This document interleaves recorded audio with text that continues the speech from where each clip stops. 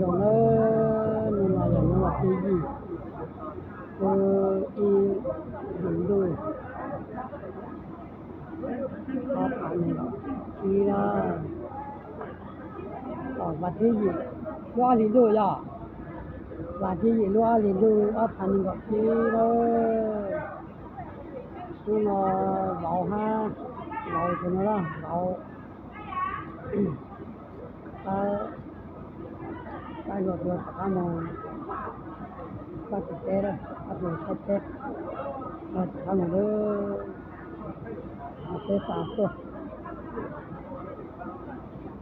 phạm tôi nữa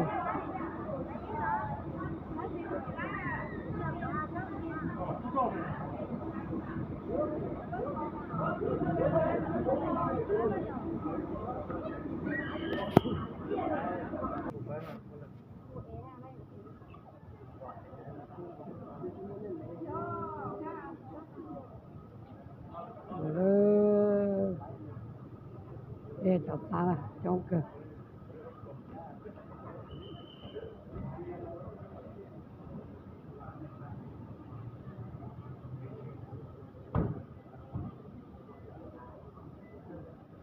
bây giờ trả nhau hồng nó bắt tay đó